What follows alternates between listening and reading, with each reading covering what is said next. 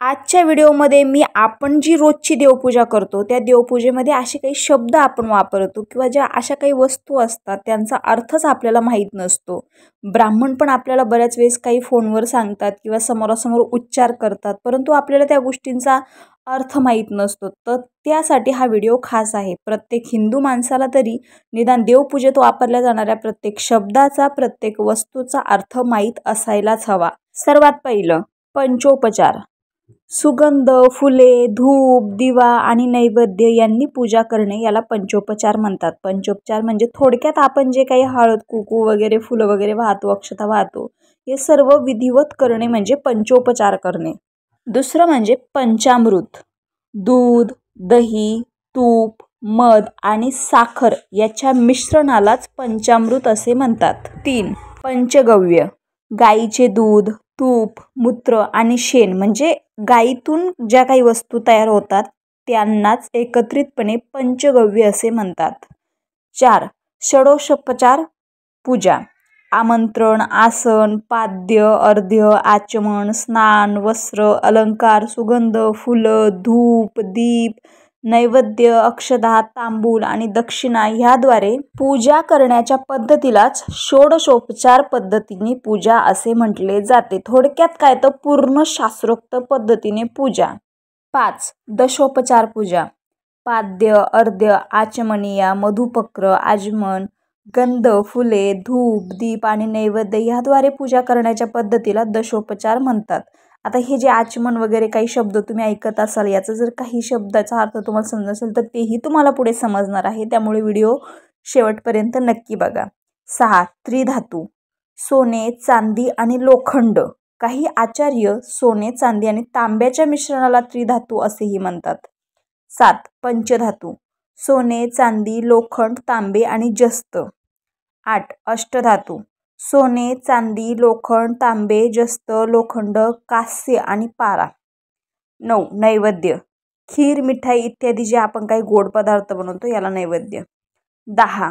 नवग्रह. सूर्य, चंद्र, मंगळ, बुध, गुरु, शुक्र, शनी, राहू आणि केतू. 11. नवरत्न. रुबी, मोती, प्रवाळ, पन्ना, पुष्कराज, हिरा, नीलम, गोमेद आणि वैदुर्य.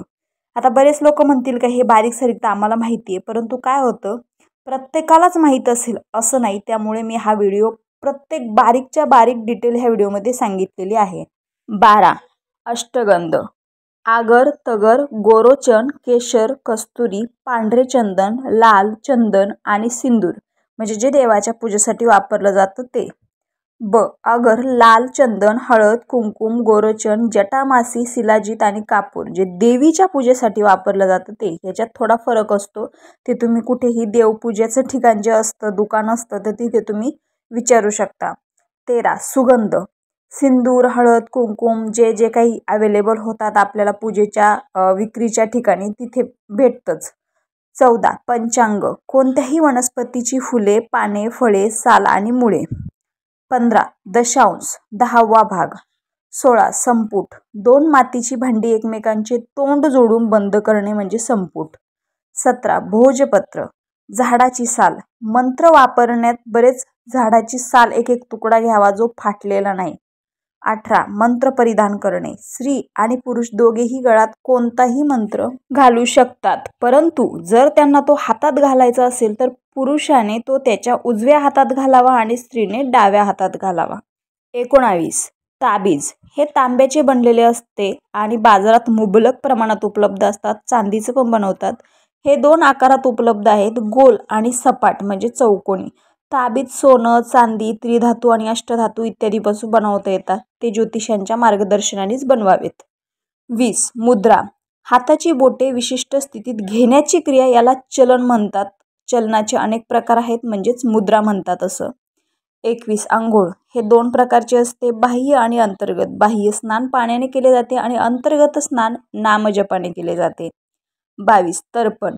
नदी, तलाव इत्यादी पाण्यात गुडघ्यापर्यंत उभे राहून हाताच्या बोटाने पाणी सांडण्याच्या क्रियेला तर्पण म्हणतात. जेथे नदी, तलाव वगैरे नाही तेथे पात्रात पाणी भरून तर्पण प्रक्रिया केली जाते, म्हणजे तांब्याच्या ताटामध्ये पण करू शकतो आपण. हे खास पितरांसाठी केलं जातं. 23. आचमन. हातात पाणी घेऊन तोंडात टाकण्याच्या क्रियेला आचमन म्हणतात. 24. कर्ण्य. अंगठा, हाताची बोटे, तळहात आणि मनगटावर मंत्राचा जप करणे याला कारण्यास म्हणजेच करणे म्हणतात. 25. हृदयविन्यास. हृदय इत्यादी अवयवांना स्पर्श करताना मंत्राचा जप करणे याला हृदयविन्यास म्हणतात. 26. आगन्या. हृदय, मस्तक, शिखा, कवच, डोळे आणि कवटी या 6 अवयवांनी मंत्रपठण करण्याच्या प्रक्रियेला आगन्या म्हणतात. 27. अर्ध्य. शंख, अंजली इत्यादीद्वारे पाणी सोडणे याला अर्ध्य म्हणतात. घागरी किंवा कलश पाण्याने भरून ठेवण्याला अर्ध्य स्थापना म्हणतात. अर्ध्य भांड्यात दूध, तीळ, कुशाचे तुकडे, मोहरी, जव, फुले, तांदूळ आणि कुंकुम ठेवतात. तसेच सर्वांचा समावेश नाही. रामकृष्ण हरी.